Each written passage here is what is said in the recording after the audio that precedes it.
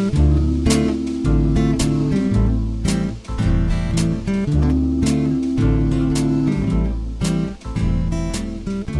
the New Arts and Media Studios in Milwaukee, I'm Charles Purcell, and this is The Log, Pet Peeve Edition. We all have pet peeves. I gotta get a couple off my chest today. A little disclaimer, I guess, is what we need to start with. These are strictly personal opinions, and even though normally I try to convince you of things, try to persuade, feel free to ignore anything I say today. It's not really advice. All right. Well, I confess I'm often the last person to catch up on things, to hear about things. I had no idea shower beer was a thing. But not only is it a thing, it's enough to for a magazine to ask a survey question, assuming that it's something that people do and that they'll have an opinion about. And yes, if you're with me, if you're one of the rare people who hasn't heard of this, shower beer is exactly what it sounds like.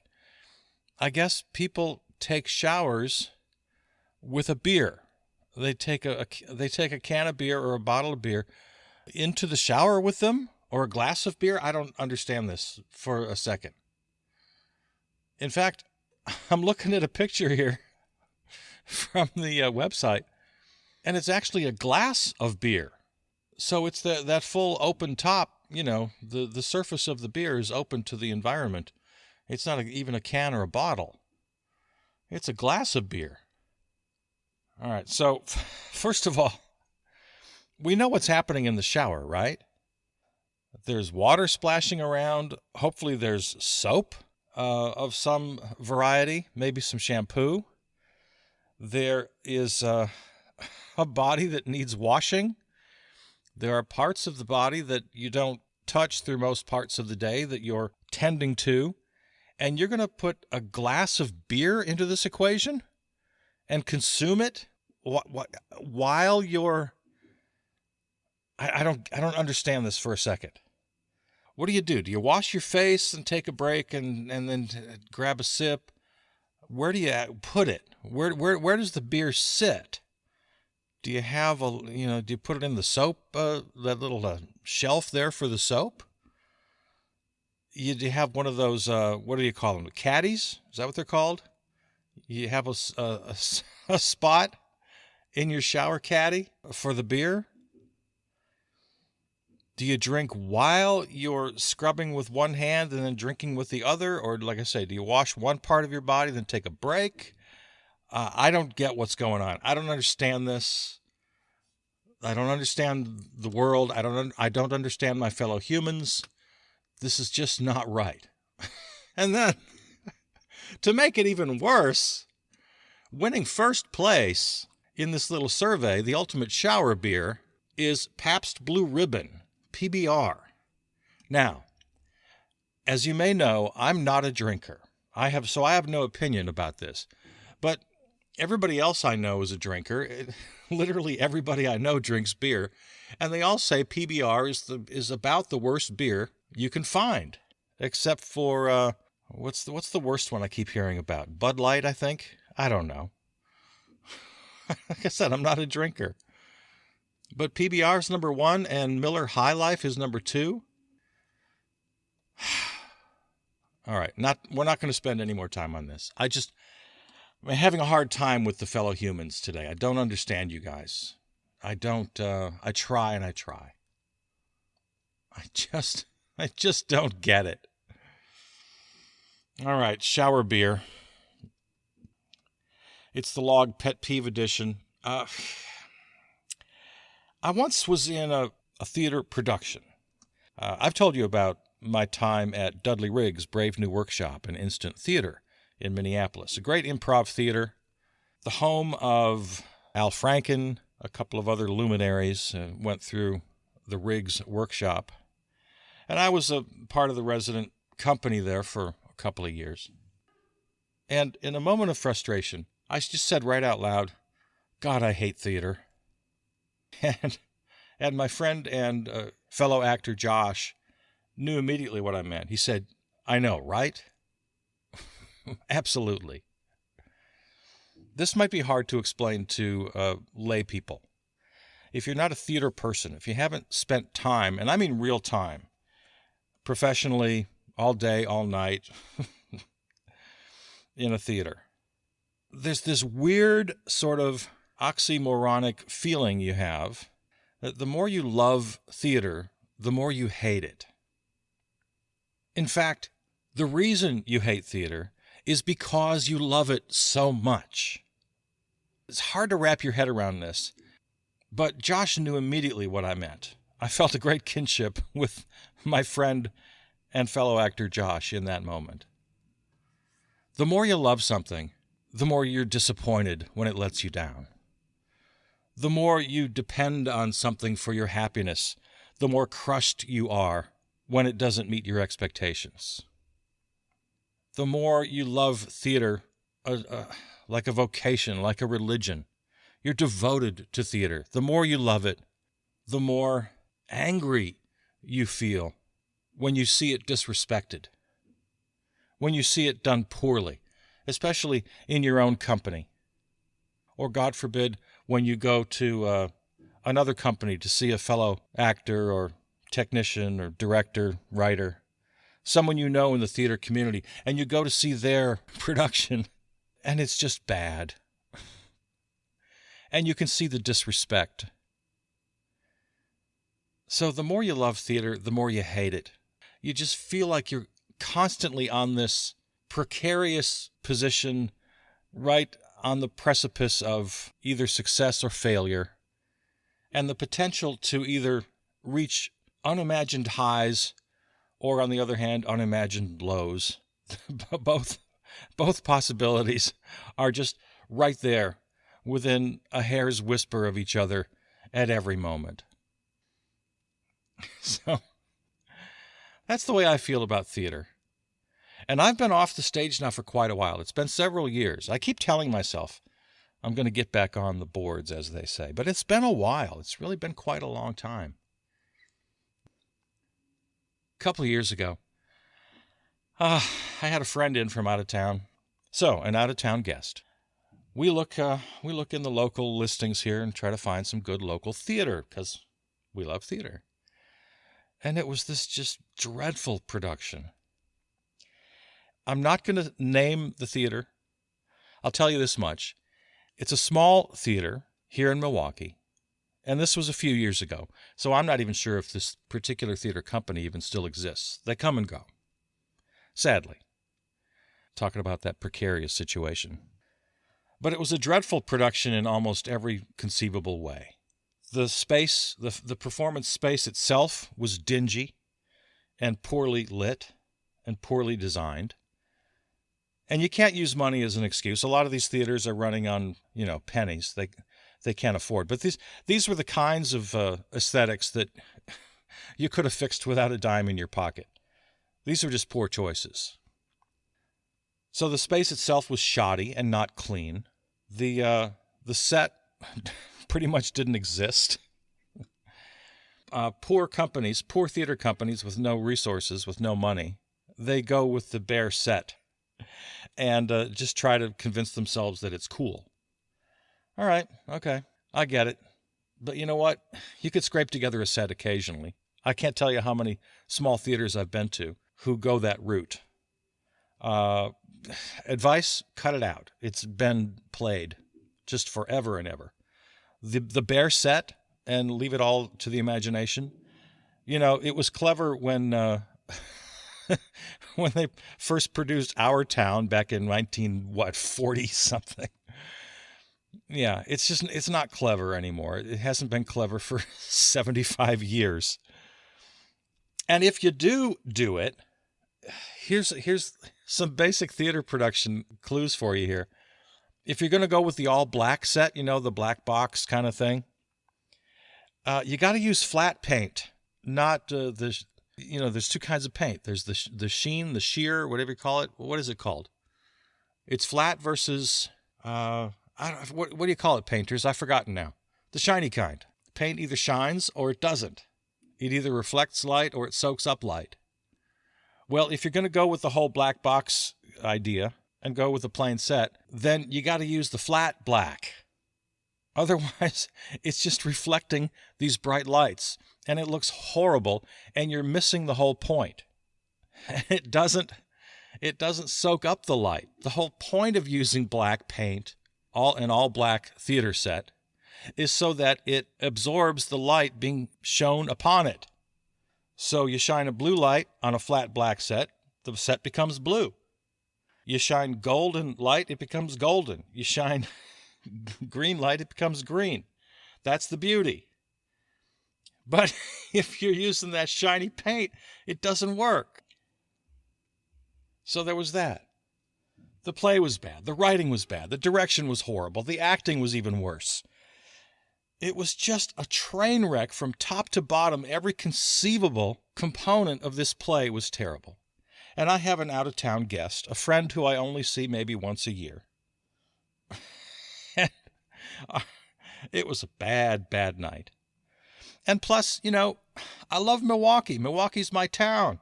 You have an out-of-town guest come in, and you take them out to a play. You want them to have a good time. You want this to be a good experience. If not, it's a reflection on you. It's a reflection on your city that you love. It's like all of a sudden, this one night just turns into this catastrophe. So I started this little story because the whole concept of loving theater and hating theater. If I hadn't loved theater so much and had such a great devotion and appreciation for good theater, this bad experience wouldn't have been so bad. But because of my love of theater, it just crushed me to my core, to the point where I get uncomfortable thinking about it here now, years later. So here's the advice part. Feel free to ignore. Stop making bad theater. Just cut it out. Please stop making bad theater. If you're no good at it, try to have some awareness of what you're doing. My God. And if you want to make bad theater, this is something I've talked about in previous podcasts and on other titles you may have heard. But this opinion is also deep set in me. If you want to be an artist, an actor, a writer, a dancer, a singer, if you want to be a performing artist of any kind, you know what? That's great, and I encourage you to do it. But please, don't run ads in local newspapers, and don't charge $25 for people to come and see you. Find places to do it where you're not putting yourself forward and pretending to be some kind of professional. And that's really, I think, what ticked me off. This theater, again, I'm not going to name the theater, they ran advertising, they had interviews on radio shows and on morning television shows. Their PR and their marketing were good enough so that most people in Milwaukee were aware of this theater. They knew it by name. And they were the worst kind of bad local community theater you can imagine. Of course, it's all unpaid, and I don't want to sound like a snob, like, okay, there's no such thing as good art unless somebody's paying for it. I'm not going to go down that route. No. There's wonderful, great, untrained art out there. There's outsider art. There's all sorts of great stuff. But this particular scourge is way too common. Oh my God, it happens in music almost all the time. I could be having the exact same conversation about music. I hate live music because I love it so much. There's nothing in this world more uplifting, spiritually uplifting. The ability to create community, connection between people. Live music is the most wonderful thing in the world.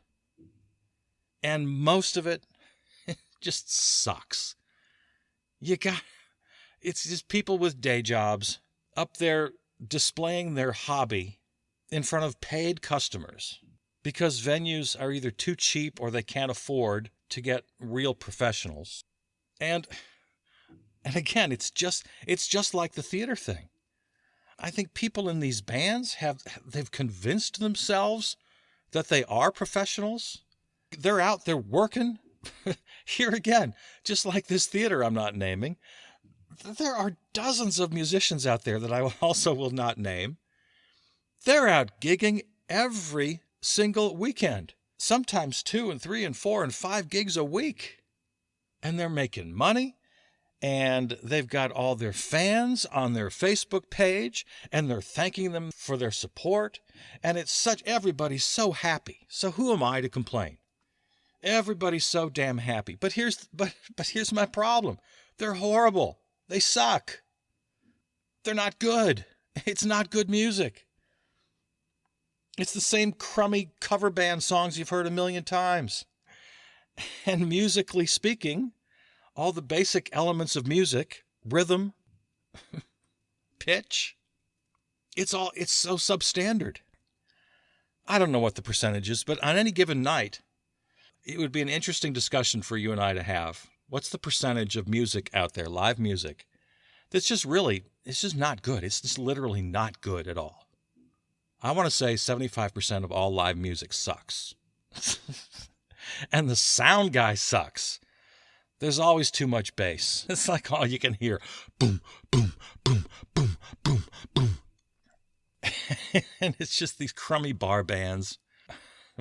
Way too much blues, way too much 3-chord progression, same old, over and over, all night long, night after night, week after week, year after year.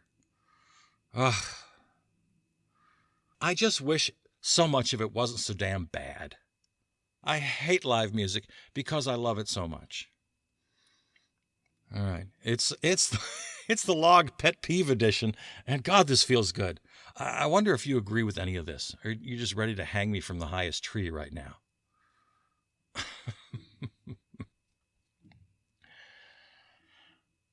Yeah, theater and music. Oh, speaking of music. Oh. You know, I don't have perfect pitch, but I can hear when something is off. All right. There's a commercial on television for something called Covenant House. You may have seen it. It's some sort of a nonprofit for teenagers. I think if they're runaways or homeless or in some kind of danger, you can call Covenant House and they'll help you. So it sounds like a very worthy thing. I don't know. I'm always very skeptical about charities. So I haven't checked it out. I don't know if this is a good charity or a bad charity. There are lots of bad ones out there. But let's just assume for a moment that Covenant House is a fine place. Okay. Well, they've got an ad that's heavy in rotation. Every time I watch Jeopardy, which is appointment viewing for me, 6 p.m. every weeknight here in Milwaukee, or what other commercial television do I watch? I mentioned the other day, I'll take a lunch break and watch a couple of old reruns maybe, and I watch the occasional game on television. Okay, so my commercial television viewing, that pretty much sums it up. And I see this commercial in heavy rotation, and it starts with this very heart-wrenching video of a teenage girl who looks like she's in trouble out on the street. It's quite obviously staged, which is fine. You don't want to take a picture of a real troubled teen. That would be exploitive. Anyway, the music that's played is an a cappella version of Amazing Grace by this female vocalist. And since this is our pet peeve edition, she doesn't quite hit the pitch. Amazing Grace. I mean, she's just so close. She's so close. Oh my God, she's so close. And she's not quite hitting it. And she's singing a cappella. And it just sends me through the roof. It's not a choice. I can't just decide to not let it bother me. I can hear you now. Well, why does that bother you? Don't let it bother you. Believe me, there's no choice in the matter here. Do you have a sound? The scraping fingernails on a chalkboard, maybe? Something like that. It just drives you up the wall. Makes your hair stand on end. She's just not quite hitting the note. And you know, I don't blame her. This is not a criticism of this singer, this unnamed singer. Everybody misses a note occasionally. I've sung all my life for years professionally. And I'm sure there have been lots of times when my pitch wasn't perfect. It happens to people. But this is a commercial in heavy rotation, and every time I hear it, Amazing Grace, oh, Lord. And she's a good singer otherwise. It's a nice quality to her voice. And she's almost on pitch. And then she does find it on the next little strain there, on the next little phrase. How sweet the sound that saved a wretch like me. And then she gets all the way to it, and it sounds great. But that first phrase, Amazing Grace, oh, Lord, just makes me run screaming from the room. You do that thing like when you're a kid, you hold your hands over your ears, you go, la, la, la, la, la, la, I can't hear this. And then to make it even worse, this is so weird. I don't know how this got by the people who produced this commercial. Didn't you hear this? Okay, now, next level bad. So they finished the first part. It's one of these long commercials. These long commercials they run during daytime TV. It goes forever. So she finishes singing, and then they start the song over again, but now it's an instrumental version, and the saxophone is taking the melody. And when the saxophone takes over, so she finishes, so the singer finishes. I once was lost, but now I'm found, was blind, but now I see. Very short pause. And in comes the saxophone. Da-da, da-da-da-da. Kind of in the same key, but it's up about not even a full half tone, not even a full quarter tone. It's up about an eighth of a tone. So she sings, blind, but now I see. And here comes the saxophone.